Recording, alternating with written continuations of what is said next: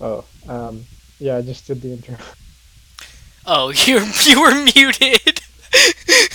Yep, yep. uh, So, the, so this, yeah, I'll do it again. Okay, welcome everyone to the Pro Podcast. It's me, Zero Hero with. right. So that's funny because my phone went off to notify me that Yeah, the yeah, stream had started. First off, this is the first time it notified me when the stream actually started. It usually kicks in like a minute or two into the podcast. yeah. That's probably because I changed the stream time like right now from 6 o'clock to 6:30, so we're like 6 minutes late technically, but whatever. But like usually we're like half an hour late, so who cares? Right. Yeah. Uh, Anyway, this episode. anyway, welcome to Kishiryu Sentai Ryusoulger episode 19.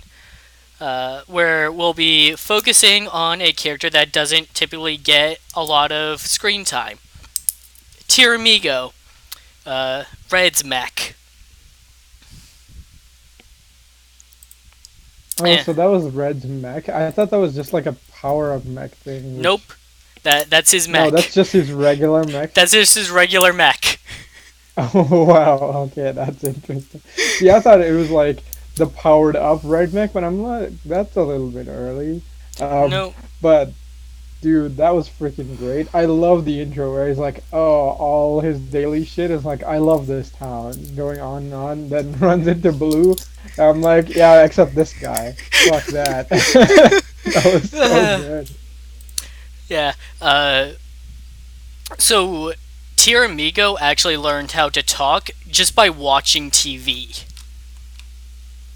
Oh god, that kind of makes sense, which is freaking great. It's like there's an early episode where the others are like, "Hey, where is he?" And someone's like, "Oh, he's watching TV in the other room." And then he comes in from the other room and he just starts talking out of nowhere, and they're all surprised. Oh, that's awesome. That's pretty funny. Uh, Um, it kind of reminds me of weirdly enough, like Metabots, where it's like, oh, well, you're like the pet robot of this school kid, which means like most of the time, like, what else are you gonna do besides like sit at home, right? sit at home, Because the kid's at explore school. human culture. Kind of, but it's more that like he stays with like the kid's mom all day, and like the kid's mom just watches soap operas. So like the main character is like Metabee is addicted to soap operas because that's pretty much all like the That's all main he character's knows. mom watches. Well, he knows more, but like there's like this running gag of him like super being into soap operas, but like trying to be like this tough guy, so not letting anybody know. So it's pretty funny. Uh, and like this is interesting because this is the first time we actually see what Tiramigo does when he's not on screen with the Ryu soldiers. He actually has a life of his own. Yeah, and then everybody's just actually that is one of the more interesting things about the show is like there's so many like kaijin running around and people are generally kind of okay with them showing up because normally whenever somebody shows up people immediately freak out, but in this show they're like okay, what are you weirdos doing here? And not like holy shit, it's a monster, run the fuck away. Right? So that's always interesting. I love that when Um Tiramigo is playing baseball at the beginning, he has the bat in his mouth, but he still hits it with his tail anyways. right? Such an illegal move. I love Vashi, where it's like, that's not a home run, that's clearly just a walk. I'm like, yeah, it's true, you just bunted it. I think from that still, that's what it looks like. That's why you had to cheat and just hit it with this. Um, It looks like but he yeah, just that's went insane. straight up. Wait, okay, if nobody caught it, technically, I guess that's a home run? I don't know. Unless it comes down in the park, like, he'll be fine. Here's a good question: I'm in the pitch. if you do manage to like run all the bases and get all the way back home, and then somebody legally catches it, what happens? Are you out? I think you're fine because you crossed home. Because like as long as it no, because it's the same thing. It's like what if somebody catches it and you run to first? right? Like that never happens because humans aren't that fast, but technically I think you're safe because you made it to a base. But I Huh. don't know. I'm not that into Yeah, baseball. I don't know anything about baseball. Uh, so yeah, like he's talking about how he loves everyone in town except Melto, Blue, and there's actually a very good reason for that. They don't directly explain it, but that's one thing that this show does, where it keeps things subtle and doesn't feel the need to just explain everything word by word. Melto doesn't treat the Kishiryu like people. He treats them like tools. I guess that makes sense. So, like, none of the other. Well, that's not true. Gold's mech kind of talks to him, but Gold's none of the mech. other mechs talk. So Gold's mech is basically Gold's mentor. Oh, okay, that's cool. And like Red and his and Tiramigo, like they're basically like they're good friends. Like Ko considers his Kishiryu his ally and companion, whereas Blue, Melto, he sees them as basically their arsenal. Uh, so when Blue and Pink first get theirs, and like the others are all giving their mech names, Melto doesn't give his a name because he hasn't seen any point in it. That's.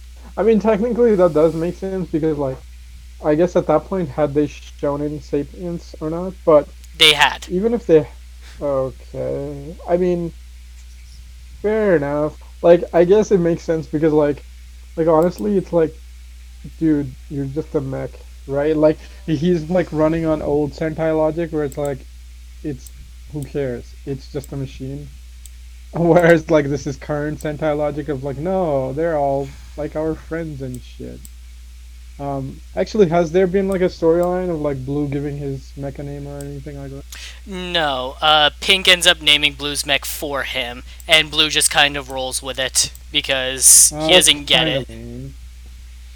They should have freaking like left his mech not have a name and then like later on just done a story where he I would gives have his mech a preferred name. that because that episode focused more on Red wanting to get revenge on the villain who killed their masters.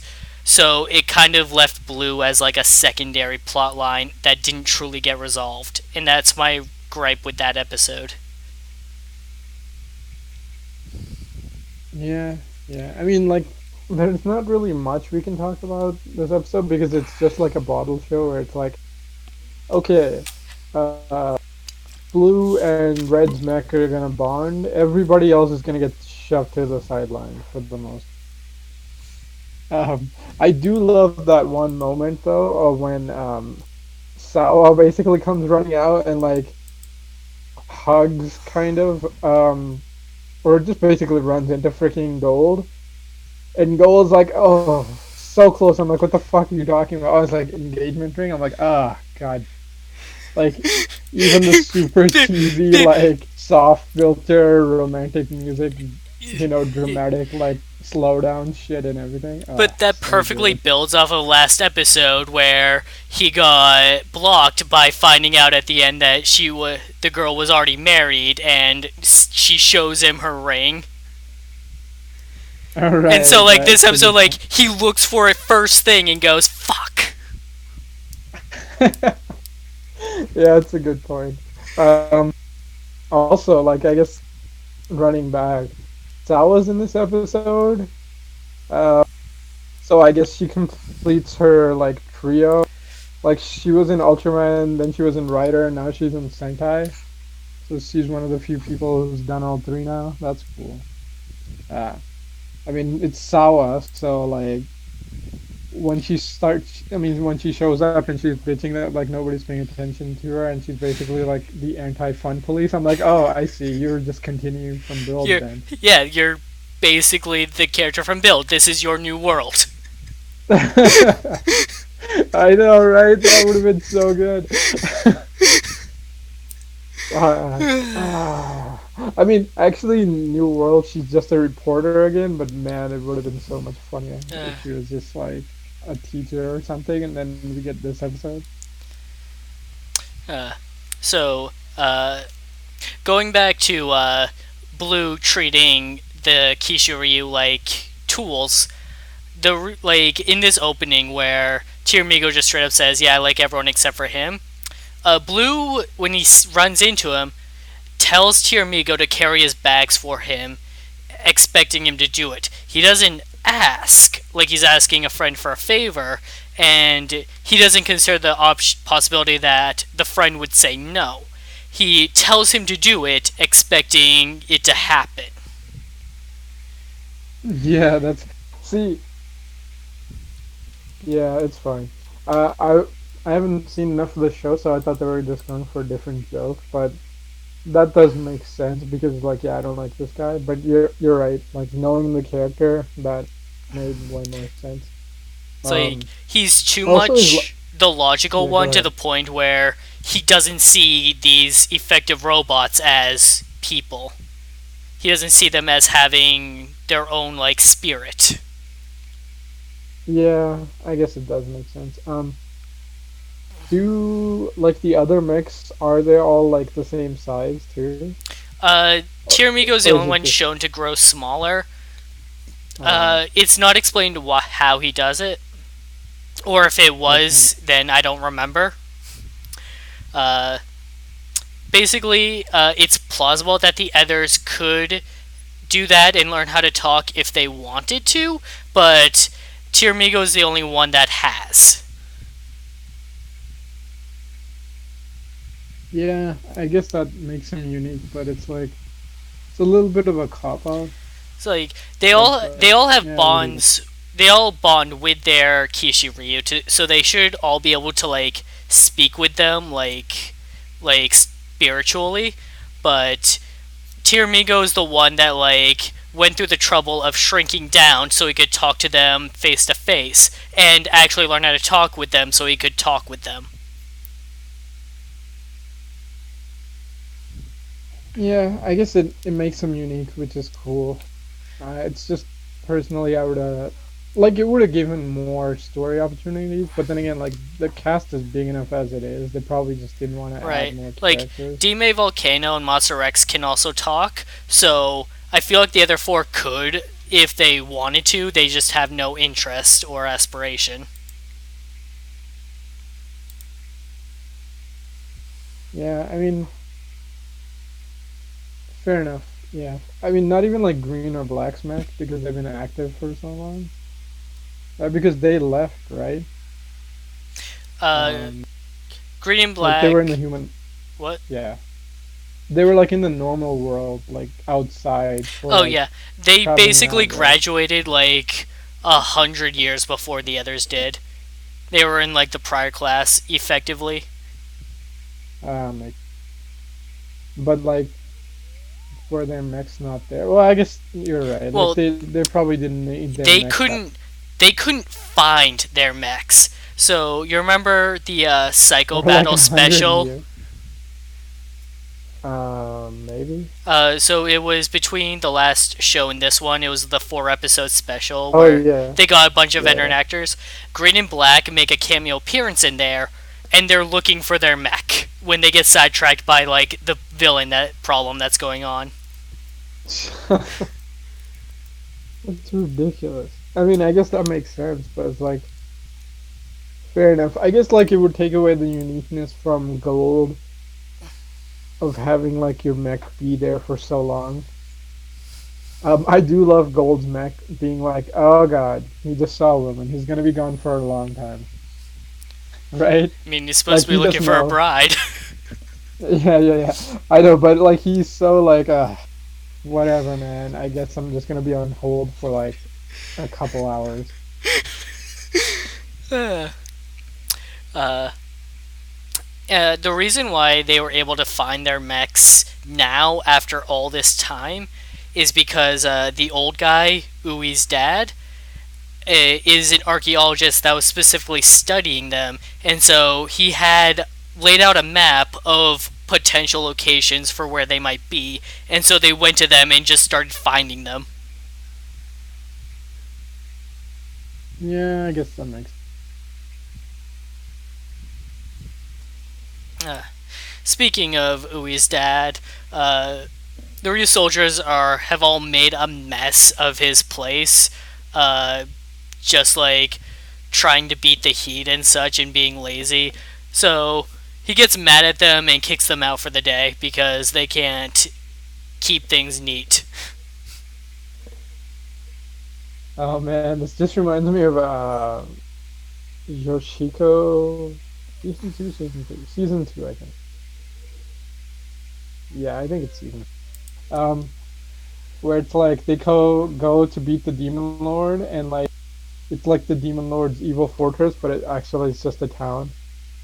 Like it's a city, and then like the main hero just basically has so much cash, right? Because Right? main hero, right? So he just gets an apartment because he's from like RPG land, which is like backwards ass Okay. medieval, Okay. right?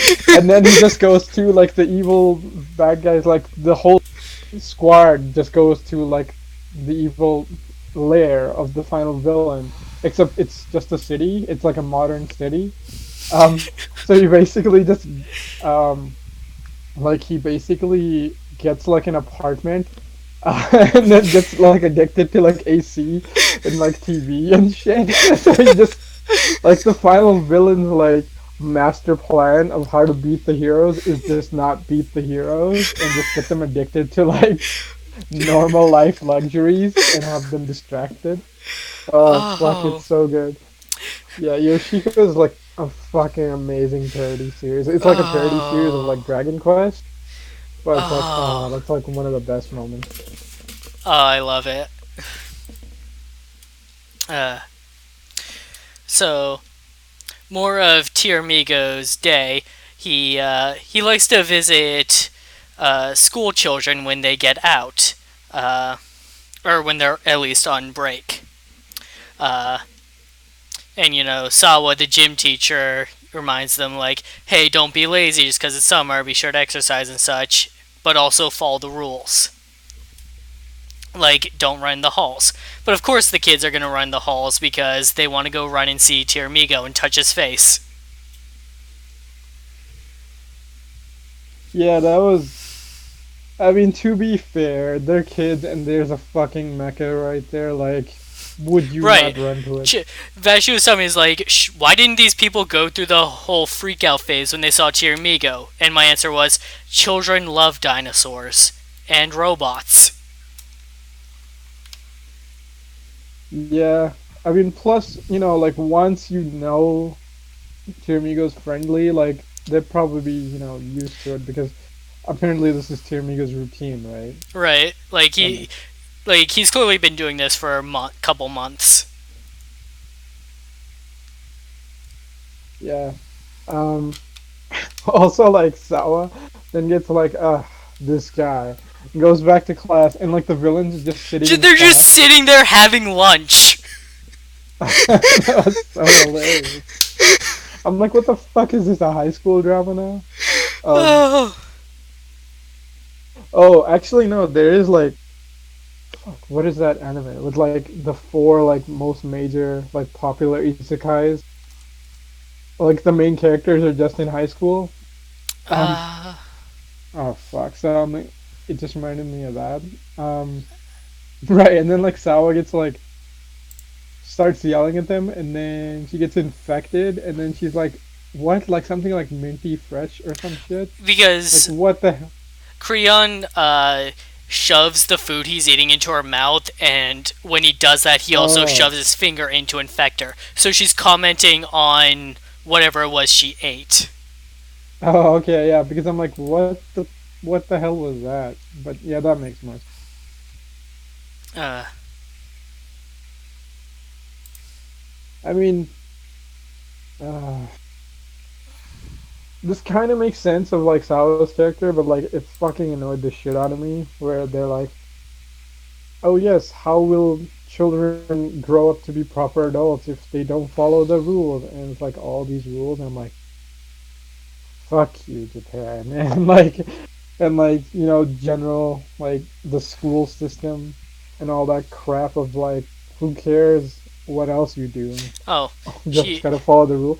he doesn't Like shove any. I that's He doesn't shove any food in her mouth. He just shoves his finger in. He creates this green goop that he uses to create the monsters from people, and he forces them to eat it. So she's just saying that that tastes fruity. Yeah, that was weird. Um, Also, I mean, like, yeah, I guess technically, like, that sentiment makes sense, but like, that's like the most annoying form of what like school should be. It's like, yeah, it's here to force you to follow the rules to mold you into the generic human that we wish you to be. And it's like, fuck A off. model That's citizen, as they call it. oh god, you're right. That's the word. That piece of shit. A propaganda word. Um, yeah, sorry. I just fucking hate that garbage so much. Uh, so Canelo has his fated meeting with a beautiful face, only to find out that she's married. Yeah, man. Clearly, some weirdo who's obsessed with random catchphrase shirts has put a ring on this lady. He may or may not have been the leader of an evil organization.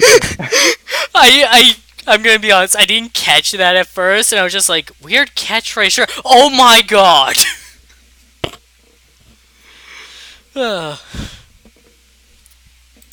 So, still answering the distress call, he investigates the school and tries to fight the Minosaur.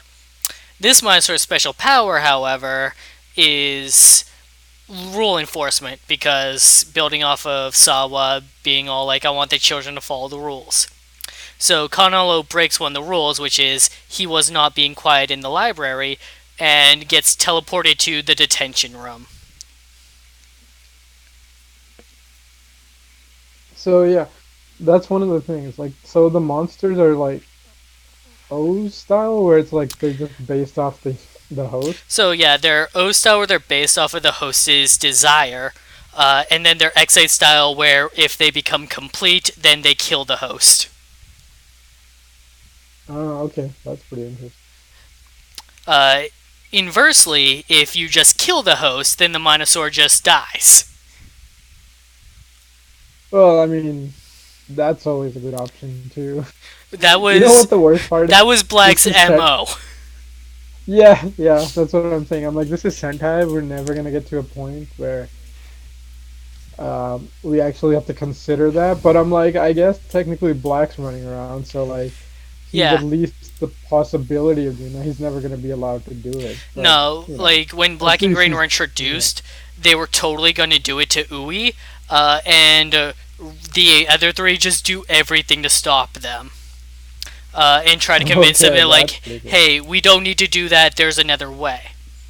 Uh, the problem is that Black wanted to do it before the Minosaurs grew big, because at the time they didn't have the mechs to fight them, but then they go and find the mechs, and it's like, see, there's another way.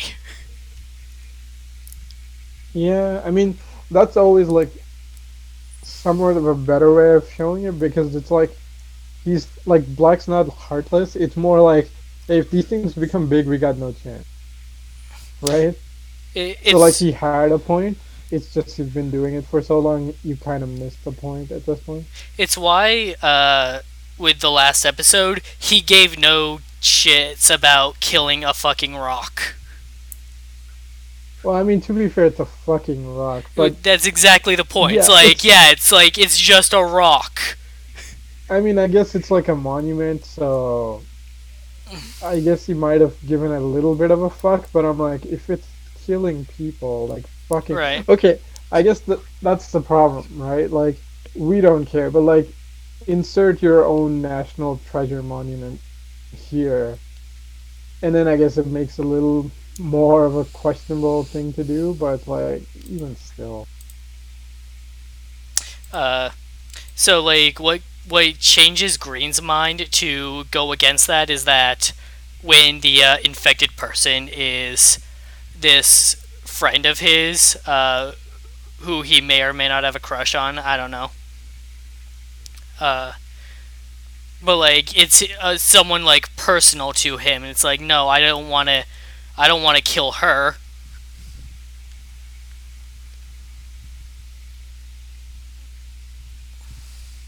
So, I mean, okay, I guess it makes sense, but it's like murder is okay, except my um makes them a little bit more shallow, but I'm like, that's pretty human too, though. Right, but it helps them see like the other side of the situation of like you kill a person and there are going to be people who miss that person. Like you just gave up on a life and there are consequences to that.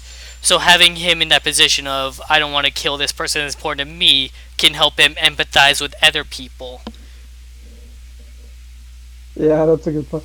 All I'm imagining right now is just like red and green just rolling through places in an Impala, going like, okay, I'm making a supernatural reference, so I don't even know if you know enough about this for Uh, me to keep running with this. just keep going. No, it's fine because I'm like, then I'm like, oh yeah, and then their just catchphrase just becomes the supernatural catchphrase, which is like, hunting things, helping people. Um, oh god. Anyway, it's fine. It's fine. Keep going, I guess. Uh, so Red and Green fight the monster nearby the school, and they're basically this particular monster is just super weak and can't fight on its own. And so Creon comes in and pulls the monster away to lure them back into the school where a bunch of rules are posted. Like, no running on the bridge. And they run on the bridge to try and attack the monster and get sent to detention.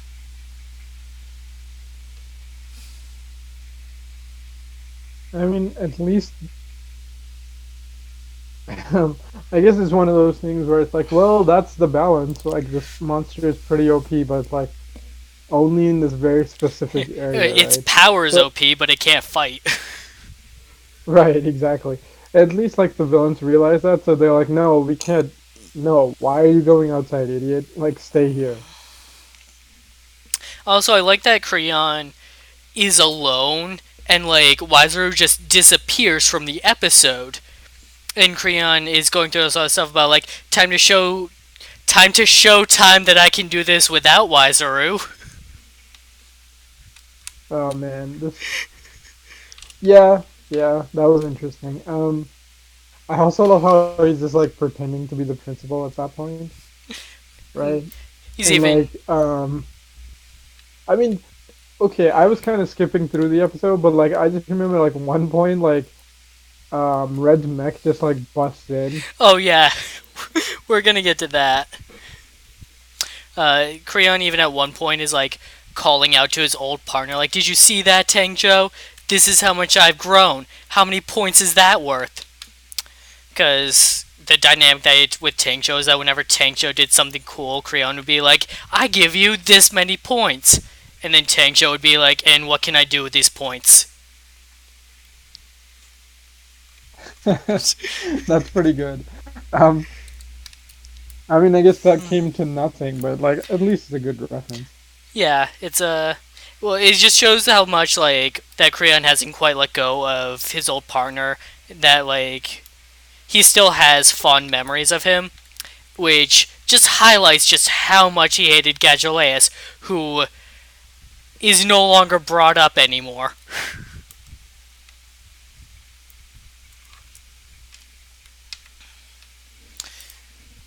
Fair enough. I mean, it's always good to give like the heroes and the villains characterization because like later on it makes the later story arcs more interesting. So we'll see how that.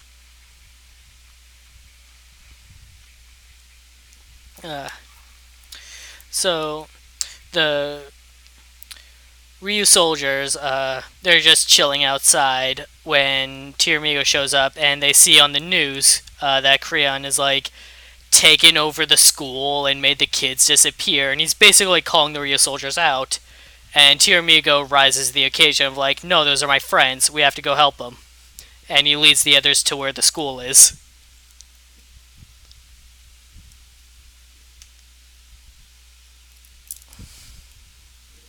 Yeah, I mean that's cool and all, but like this then turns into the Kuga problem of like, okay, you put your face on the news, right? Like literally everybody should know who the fuck you are. Well, no, but like generally have a clue of who the hell you The are. the Druidons are not in hiding. Only their base of location so the Rio soldiers don't go in and fuck them up. In general, though, they're trying to take over this world. What does it matter if the humans are aware or not? No, I mean that's fine. What I meant is like whenever you're gonna show up, like you can't pull what you pulled this episode. Where it's like you just show up in a classroom and people are like, okay, who the fuck are you weirdos? Now it's like, oh, it's these crazy fuckers, right? Like run away, right? Like you can't have another Sawa moment like you had in this I episode. see what you're saying, but I think that would be Yeah. like a nice consequence of Creon acting on his own because, he's not the leader, he's always the subordinate. So if that had like that kind of impact on the show going forward, then it would give this episode a bit more meaning. Yeah, that'd be cool. I mean, the show is doing a lot of interesting things. I mean, like small stuff, but really interesting that they've like kept little character stuff. So hopefully that comes up. That'd be pretty cool. Uh, so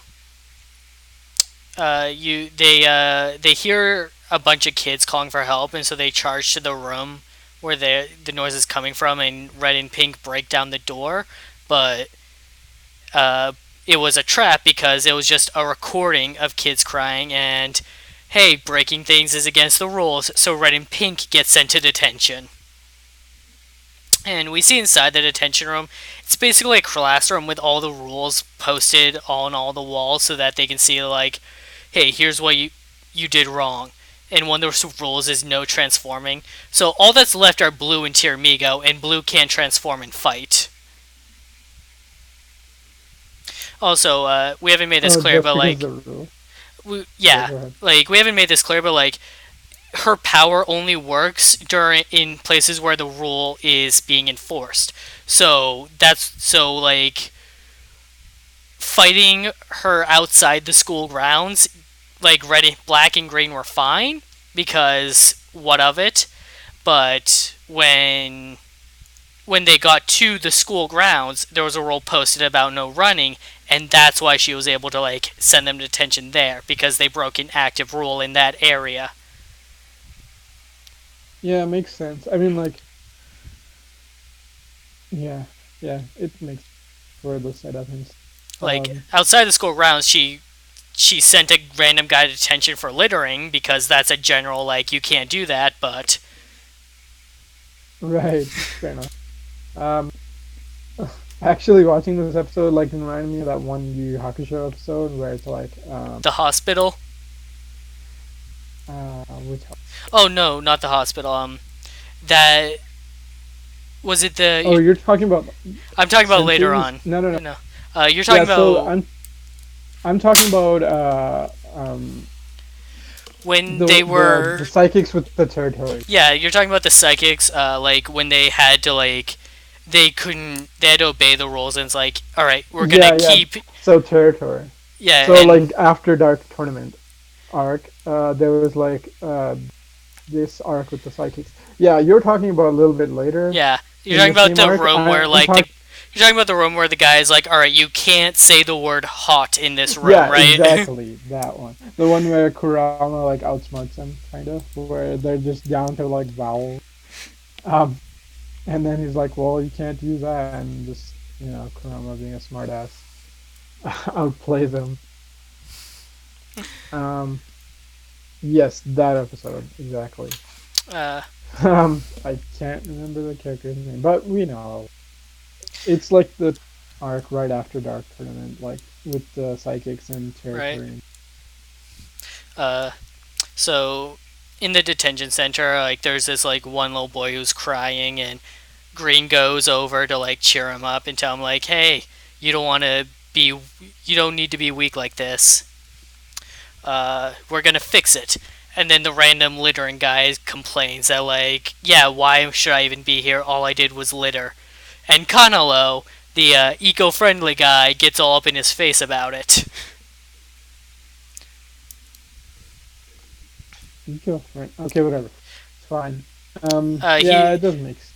so Kanalo is like very like environmental like activist kind of like his Oh, okay. introduction uh is that he like the girl that he was dating at the time is breaking up with him because he's a bit too like stuck up about that kind of thing because like they went Yeah. to like a diner together and when she came back from the bathroom he asked like in front of everyone like if she turned the lights off while she was inside to preserve power. Oh, for fuck's sake. Or Oh like man. a couple episodes later, Yeah. like his sister gets a new dress and she's asking Blue like, "Hey, what do you think of it?" And Kano's like, "Hey, why don't you want to know my opinion?" She's like, "Cause you only ever care if it's environmentally friendly." Oh shit. Damn. Wow. So it makes sense that he would like get mad at this guy for littering. Yep. That makes sense for that kind of character. Oof. But fighting is against the rules, and because this is a second infraction, they must be punished. So the stealing starts closing in on them. Yeah. So like, isn't like Pink supposed to be super strong, That's a problem right? that Vashi was talking to me about, where like there's this running gag where she has this monstrous strength, but they only ever use it as a gag and it never comes into practical application. Oh, fuck's sakes. We're doing O's again. Yep. But the thing with like Hina, actually, like Hina kinda sometimes was useful, but like, yeah, most of it was just the gag. But at least she did a couple moments where her strength was still useful. Uh, so Tiramigo Melto, trying to like not break the rules, walks slowly through the halls to try and get to the monster because no running in the halls. When Tiramigo has the idea like, what if we walk fast? And so they just start power walking through the halls. Oh man, it's like, hey, technically I'm not breaking the rules, so now you're gonna have to beat the monster with technicality. Oh man, that's great. Like, they got to get the monster out of school grounds so that Melto can just fight it in an area where there's no rules posted to be broken. So Tiramigo, like, he, like, knocks on the door, like, asks for permission to come in and such, and Creon is, like, being the prince and all that. And then Tiramigo just walks up to the monster and just bites her and starts dragging her outside. Yeah, I know, I saw that too. I'm like, 1 second, oh, chill and like super normal. And like trying to be super respectful. Next moment, like straight up, like you're fucking dead. I'm going for the kill, This pretty is much. not I'm against the like, rules. fuck, that's so good. Oh man, holy shit, yeah. Like the beginning and the ending, so good. uh, Fuck, that was great. uh, So in the detention room, they stop the ceiling from crushing them by like using one of their power ups to just make it really soft so that it's pretty much malleable. Yeah, I saw that. I mean, like that's a pretty good solution. Uh, Sort of. I mean, like it depends on how malleable you make it. Because you make it too soft, you just suffocate everyone. But I'm like, I don't think the show wants. uh, But it works out. and then outside, you get this good moment where Blue gets to solo the monster, and I like seeing the whole like Ranger gets to fight the monster by him or herself trope, as it highlights like how that Ranger fights and what they add to the team. Yeah, that was pretty cool. I mean, that fight was pretty decent too. Um, it's probably interesting because like they're probably giving this character this episode to shine because they probably don't have that much more story that they could give this character. I'm thinking. Right? Because they're like probably give it to this character now, or by the time shit starts going downhill, Yeah, there's gonna be no time. do it now before there's too much going on to do it. Don't want to Right? repeat Key Ranger. Yeah, well, I was gonna say like, yeah, that's true. Like Zio, where it's like, what the fuck is timing, right? Like, oh, we just had these really intense two-parters. Oh, here's a random filler episode that just like fucking kills the whole momentum. I mean, to be fair, Zio's problem is like they can only do the thing whenever they have the actors available, so that screws them up. But still, you could fucking plot it out better.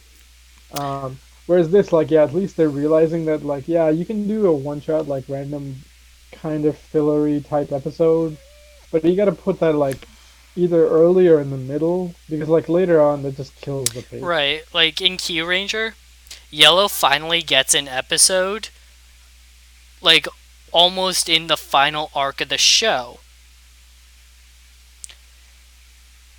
and it's sort in like it wasn't necessarily a bad episode, but it just feels out of place for everything that was going on at the time because it's like here's a random baseball episode.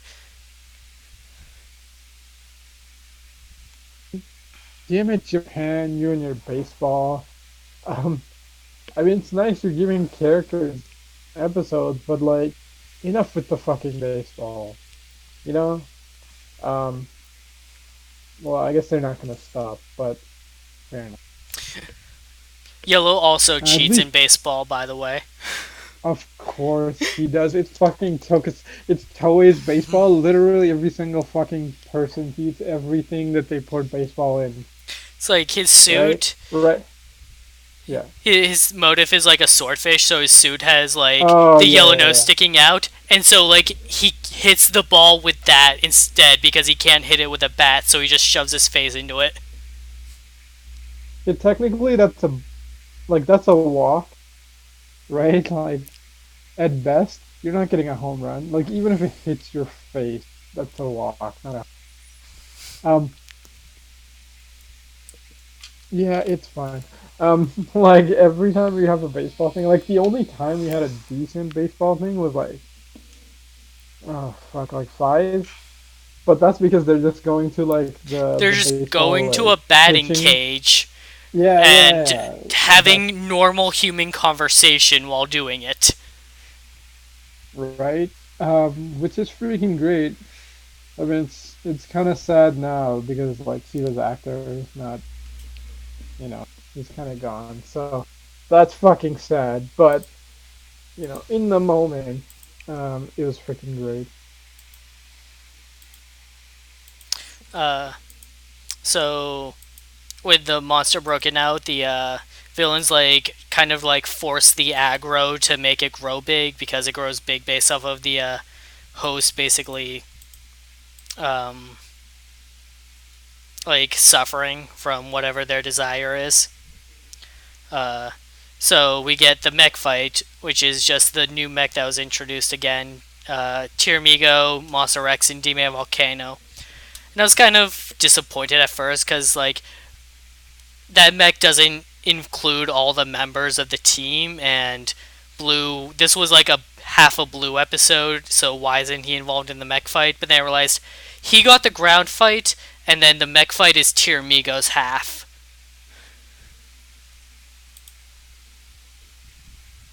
Yeah, I guess that makes sense. I mean, like, yeah, it's probably because he got the ground fight that he's not involved in them. Um, Honestly, I was kind of hoping they wouldn't go mech because it's like, well, it's the whole thing of like beat the like, you basically have to beat the villain by following their rules, kind of thing. That would have been interesting, but like it's Sentai, it's too much on tradition Lie, that cheat, you have to steal. end. Jeez, that's the shadow way. Um, oh god. Actually, oh no. I'll talk to you later about that. But yeah, yeah, yeah, yeah. Exactly, right? Like, that's kind of one of the good things about Ryder is, I mean, Ryder has two fights every episode, kind of, but like sometimes and sometimes like the fights don't end the way you expect. Like, not every fight ends in a fucking Ryder kick. That's true. We barely get Ryder kicks anymore, so. I guess that doesn't count. Um, but it's slightly less formulaic than Sentai, so that's good. Especially for something like this where it's like such a special case. Like I was perfectly fine with the ground fight. It's like, okay, yeah, you're gonna need a fight in a Toei show, but like you don't need the mech fight in this one Yeah. because the monster's so weak. Like I honestly expected it to just be ended on the ground. And well, I can see that like maybe they were trying to give Tiramigo his half by including him having him do the mech fight.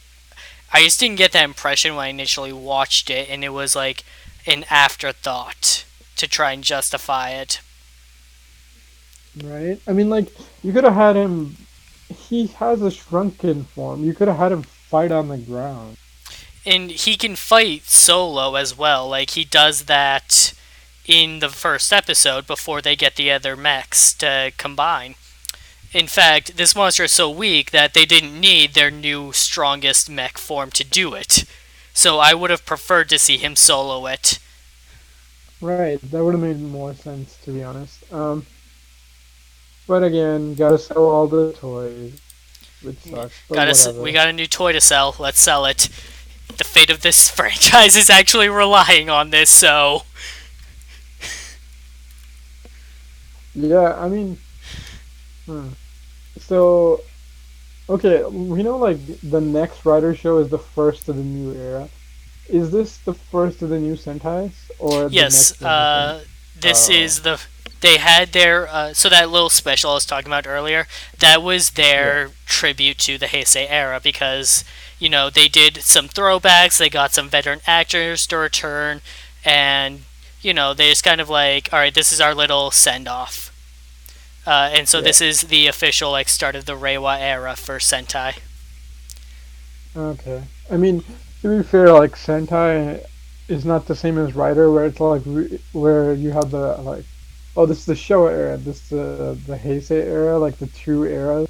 Now we're going into the third one. Like Sentai has like multiple eras because it's been running continuously. It's mostly like, oh, this is the Like producer the and his era. Like, yeah, you've probably watched Sentai than me, so there's at least a couple. It's almost like Godzilla, where it's like there's so many different eras at this point. the villain of that special, her name was Rita. Yeah, that's pretty awesome for a Uh, throwback. and she was from planet Nemesis, which Oh, is we're where just running with the few which straight up is Power Rangers. But, well, like Nemesis is Bandora's thing actually, so they're combining the two. okay, that's freaking cool. That is awesome. I mean, I mean, that's a pretty awesome throwback. Um, I was thinking of another cool one where it's like in Maji Ranger, like it just goes to what's the source of all the good magic, and it's just Bandora. So that was freaking cool. Uh, uh, Uh, yeah, man. Like Sentai can do really decent throwback. I mean, like fucking Go Sager exists, right? So of course they can do really good throwbacks. Um, yeah, but again, it would have been cool to see just like solo mech fight, right? Just to finish it off, especially because right. the monster was so weak. Did uh,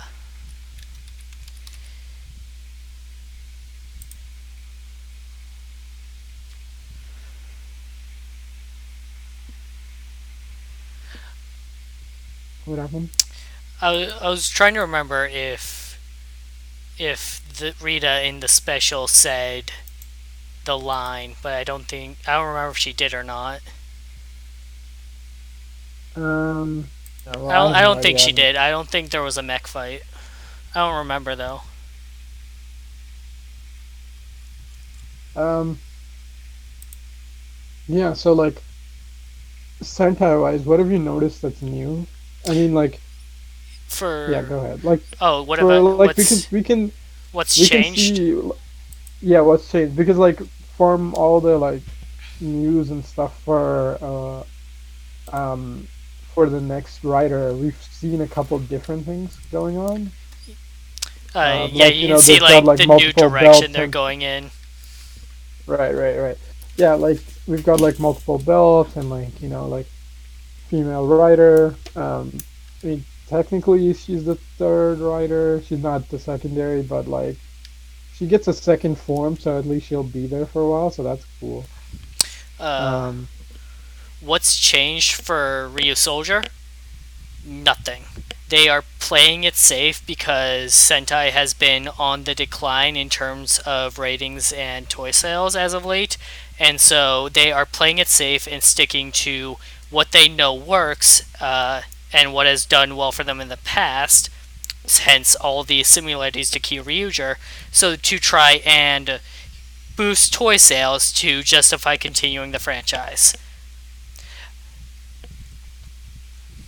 yeah, I guess that makes sense. Like even the stuff that they're adding, So um, the like the yeah, well, like they've added like power ups and stuff, but I'm like, yeah, Q user already had most of this stuff, so like, yeah, I guess it's just like a reinterpretation of like some of the stuff that's worked. I wish they would right. have. I mean, I guess they do that. They do like mech and ground fights at the same time, so they're even doing the go. So color lineup, nothing new there. Color identity is still the same. Like you have your stoic blue, your kind of goofy childish green. Uh, pink could like has some yellow trace to her, but they don't really break any grounds with color identity. Uh, the villains are they're your generic villains. They're while I enjoy them as villains, there's nothing that stands out to them as like this is a new direction for them. The mech fights are still the mech fights. I mean, yeah, but like a little bit better. It seems like less blocky, so they can actually move now. Oh Or at yeah, least they're trying to they're incorporate the CGI to make it look they're like they can they're attack. definitely stepping up their game with the mech fights in the choreography department. It's just nothing Right. that stands out as like this is something groundbreaking. Uh, Yeah. I I think the mean, biggest difference is that the dark undertones the show holds. Like yeah, that's what I was saying. we've gotten like dark and like deep meaning stuff before with Shinkenger or Lupin versus Power Ranger. Uh, this show has focused and talked about more on suicide than I've seen any Sentai handle before. With that being said, they mostly keep it an undertone that only surfaces a little bit to move the story forward and try to stay lighthearted for the most part. So they're still playing it safe and not experimenting with anything new, really. Yeah, I mean, it makes sense. I mean, like story-wise, yeah, they're doing a pretty decent job. I mean, it's still a little too kiddie, but I'm like, like even writer is a little too kiddie now. But yeah, if I had to pick, like, oh, here, random person who barely knows Sentai, make a Sentai. Um, one, bring it to at least like early Heisei era level of like, yeah, okay, this is at least teen or like PG. Let's go PG or teen rated show. So it's like at least a little dark. I mean, this is fine for the most part. Like, make another Die Ranger. I don't know. I haven't seen that, but um, or I mean, like interesting villains. Um, like next fight wise, like this is the interesting thing. I say go like okay, basically borrow two things. Like one, turn your team Hibiki, right? Like all the Rangers are like heroes themselves. So like give them more solo shit and then they team up. And then two, make the mechs like Ultraman's Defense Force style. So like shit's coming in, hey you're in this area, use your mech to intercept it, fight. or hey, you guys, there's something weird going on in this area, go investigate, right? So like spread them around the country a little bit more, like actually use the fact that you guys are like a team or like an organization. That's what I would want. Because right now they're just like it's a writer show, except like the like 2/3 of the way through a writer show. That's what Sentai feels like, where it's like okay, everybody's kind of like working together, and they all basically just hang out in this one spot waiting for the monster. For like in writer, it makes sense because like it's not their fucking job. Usually, just to Unless fight you're Blade. monsters, they just yeah, unless you're Blade.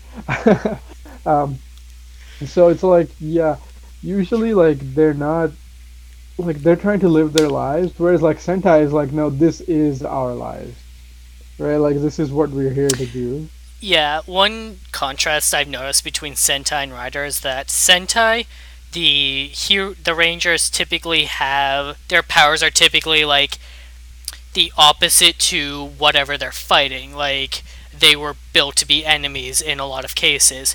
Whereas in Rider, like all the riders pretty much use the same power as the villain monsters that they're fighting. Right, and I mean that's mostly because Ryder ties back to like Ryder One and stuff, and that's basically what he was like created by Shock. So we've just got that legacy going for Ryder. Um, whereas Sentai is like I don't mind that they have like opposite powers because like if you're like some of the older Sentai where they're more sciencey, um, like evil organization shows up, so they literally build an organization with tech to fight the evil organization, Oh, so it makes right. sense. So The very first Sentai, Go Ranger, yeah, they were a military faction uh, created to fight a terrorist organization. right. So like that's the thing of like Sentai's legacy is like they can't have the same power as the villain because their powers are based to defeat the villain, right? So they're always like a different take, which I'm fine with. It's just like actually do something with that, like actually use the fact that you have more than one guy. Because here's the thing, like okay, we have our team of Sentai, right? Cut it down to a team of two. What's the difference, right? Most of the time, there's no Toy difference. sales. No, I got that point, but like storyline wise, they Uh, basically don't use it as much. Like it's usually like, oh, you're either fighting together or two teams. So it's literally writer a first, I mean a main writer and a secondary, like right?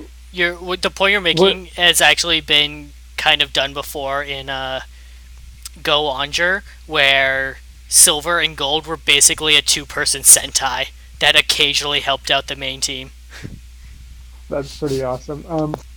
Yeah, I just wish they would like go back to the fact that they're like organizations, right? Instead of just being a team where it's like, hey, we got a job to do, let's do that. Because like the whole thing of like okay, I haven't seen a lot of Ultraman, but like Ultraman Nebius, how it works is they're part of Guys. It's an acronym. Um, so basically, they're part of Guys Japan. Um, so there's like Guys Ocean, Guys Space, um, and so basically like different sections look after different things. Oh, this is freaking great. So like the main team is Guys Japan, right? But in like one episode, they team up with a guy from Guys Ocean, right? Um, and that guy is fucking Kaiser from What? from from yeah, it's Kaiser who shows up to assist. It's fucking great.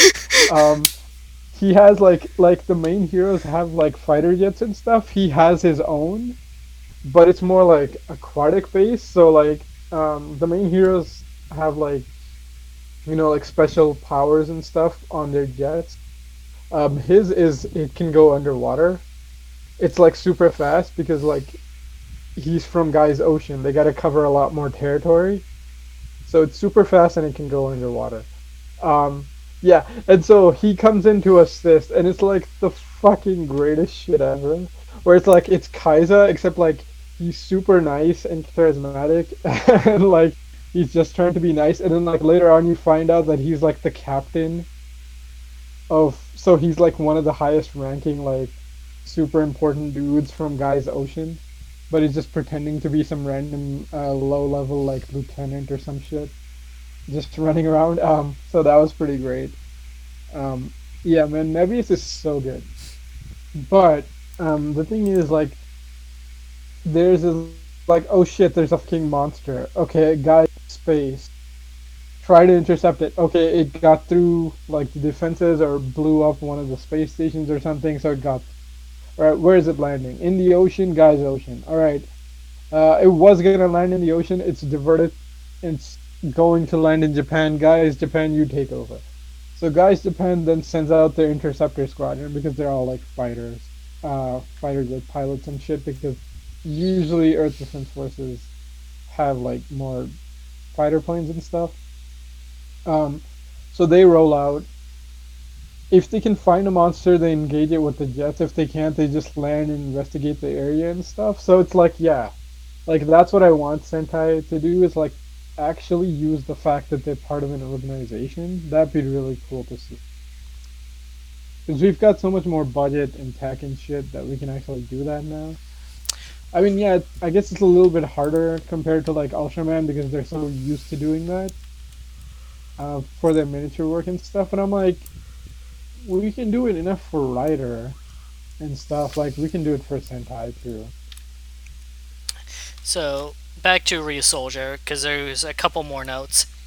Uh, One of the kids, like, after getting freed, runs away and runs into Creon, and it was Wiseru the whole time. The reason he disappeared is because when they created the Minosaur, he got sent to detention for being too loud. Oh man, that's freaking great. Oh shit, that's so good. Oh man, that is fucking genius, actually.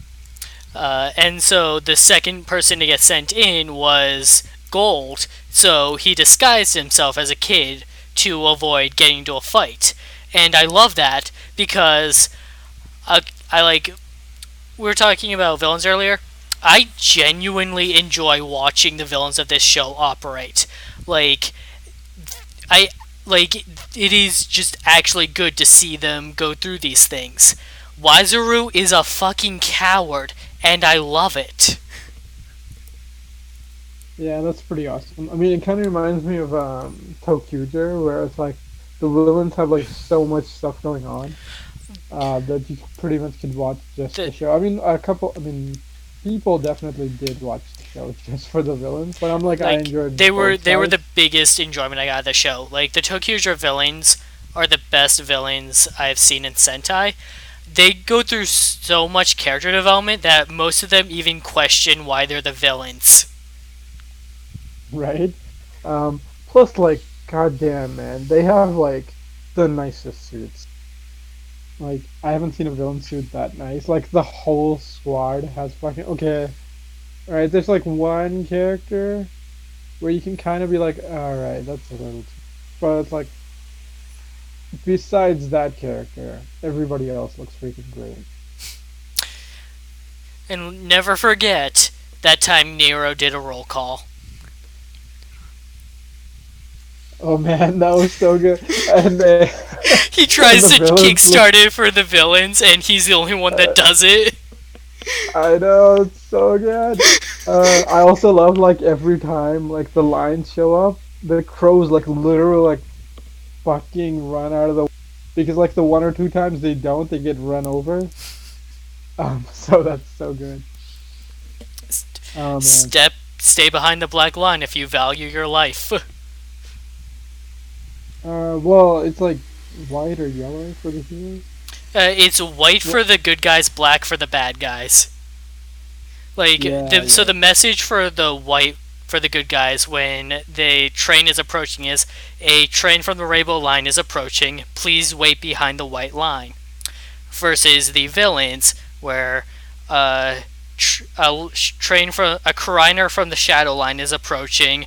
Stay behind the black line if you value your life. And then Kiryu That's Gold pretty sees the line and he stays behind it. Like, oh, I'll keep that in mind. Valuing one's life is important. badass. That's pretty good. Oh man, I freaking love Akira because like his fighting is freaking great because he keeps tossing his fucking weapon, right? It's so good. He Because and he's then he like, remembers whatever, mid man. fight that he has a weapon. Yeah.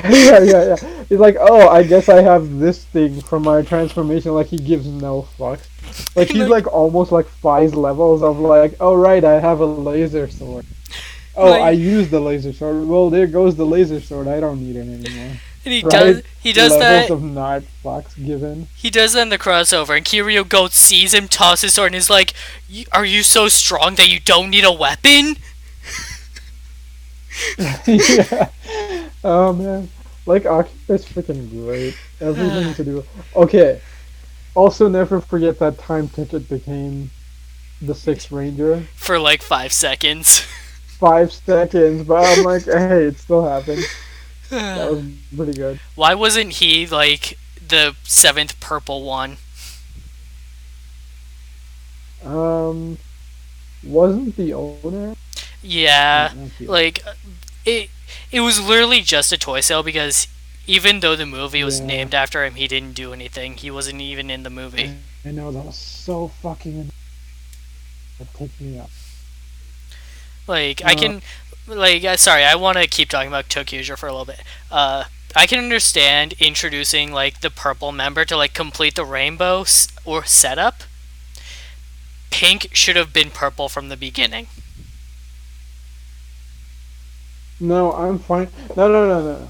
Pink is no because like I like pink and red both being there because their power is like basically like imagination power, and red and pink have the stronger stuff.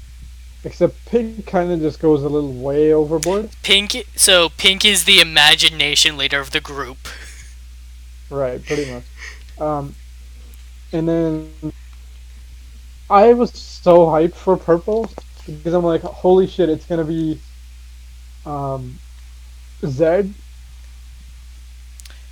right? And it's not. I'm like, oh, fuck that. That's so annoying. I'm like, okay, he's gonna come back and he's gonna be a He good guy because that's what he I fucking finally wanted. finds his sparkle. Yeah, pretty much, right?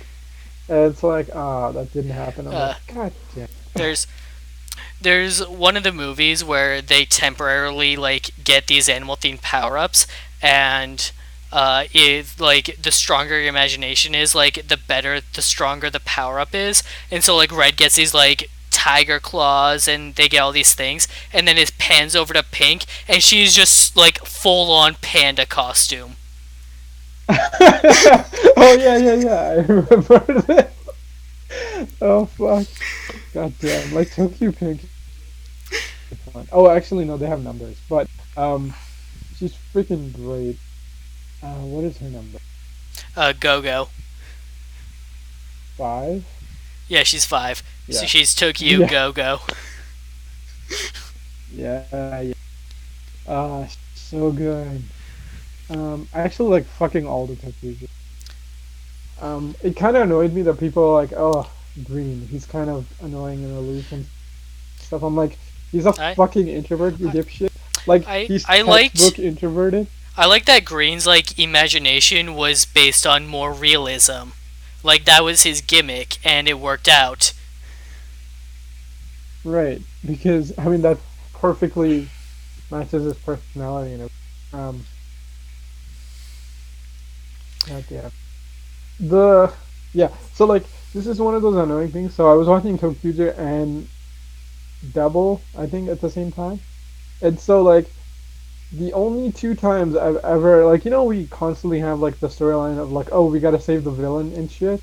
Mhm. But the only 2 times I've ever actually felt like, no, we gotta save this person is Zed from freaking Tokuja.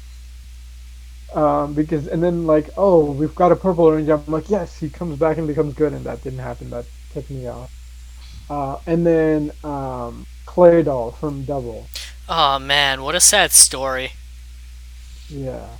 And like, what's even worse is they keep bringing her suit to make her evil. I'm like, this is worse than Shadow Moon, right? At least Shadow Moon was evil in RX, right? Like Clay Doll was never evil. Like, stop bringing her suit just She to was like abused by her blow it up. family. I know, it was so fucked up. Oh. Okay, so final note on Ryusoulger. They went back home and finally cleaned the place up, and they cleaned it up so well that like Ui's dad is actually shocked at how far they went. He's like, "You guys didn't have to go this far," and they're like, "Nah, we get determined once we actually get started." And then Melto wants to use Tiramigo as a ladder to reach a high place, and Tiramigo doesn't want to be used as a ladder. And Melto is basically just like, "What's it gonna hurt?"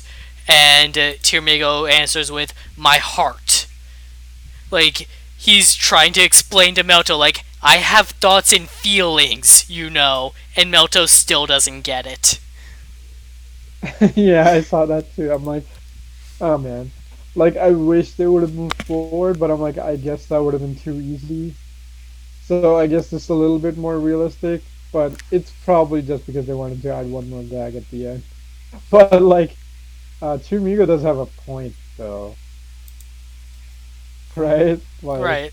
Like, Like, dude, try to be considered. Did you even at least say please or some shit? no, he didn't. Yeah. Like, he didn't even say, "Hey, Um. Tiramigo, will you help me?" Right. Exactly. That would have been. Anyway, outside from that, like, decent standalone episode. Sawa was there, so I guess that completes her hat trick of the main three tokusatsu shows. Unless she shows up in Garo and something. Um, actually, Tokyo Yellow is in Garo. She's in the yeah, the first zero. Yeah, first Zero special. So Black Blood, she's in there. She's like the main female character, so that's cool. Um, I'm saying Tokyo Yellow. Uh, Tokyo she Migo. was she was in Zero Black Blood. Yeah, so that's a cool thing. Makai Yeah. So Priestess unless Yuna. Yeah. So unless Sawa shows up in Garo, hey, at least she completed the hat trick. You know, not many people get to do that, so that's. As for this episode, it was pretty decent. Uh, yeah, overall, this was a pretty good episode. Uh, Nothing too consequential was got out of it, but reaffirmed that Melto still sees the mechs as uh, arsenal rather than companions or allies. Uh, Next week's episode is shaping up to be good. It's going to be a green focused one, and Green has the potential to be my favorite character, so I'm looking forward to that. Yeah, I mean, I'm kind of impressed that they're giving everybody character. I mean, it's not like it's nothing. We're like a third of the way through the show, but hey, at least they're trying. Unlike some other shows, like fuck, how long did we have to wait for her? Like, um, no, not sure either. The freaking space one, Oh, Key Ranger? Q Ranger. Yeah, like Q Ranger took way too fucking long to focus on characters, even though I had like so And many of it them. still didn't. Yeah, I mean, balance Like though, I said, balance yeah, enough. Balance in Naga, like, if you were to cut the team in half to, like, the standard six, uh, you could keep Balance in Naga. In fact, you could just keep Naga and have Balance just be, like, his non-ranger partner that supports him. Right, it could work. I mean, to be fair, they did get pretty decent storylines. I mean, Red is the main, so he got like generic Red storyline. Blue had a really good backstory. They fucking never did anything with it. Like Bound to Naga, that story arc pretty much. Black also got a pretty decent one. Stinger got a pretty decent amount. I mean, come on, like he's playing off of Melon Lord, so of course he's gonna get decent shit. No, I'm never fucking letting go of the Melon Lord thing, right? I know he's been like basically like yeah, he did the hat trick too. He was in Rider and Sentai and Garo, so he's one of the other people, but I don't care. I'm still gonna use it. Um,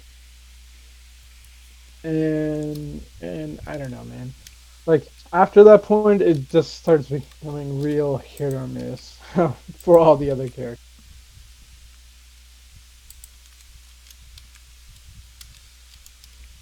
Uh, but that was this week's episode. Thanks for joining us tonight, everybody. We'll be back tomorrow with Coming Artezio. It's in its final arc. And then Thursday for more Power Rangers Beast Morphers. Thanks for joining. We'll see you next time. Yeah, thanks for joining us, everyone, and we'll catch you next.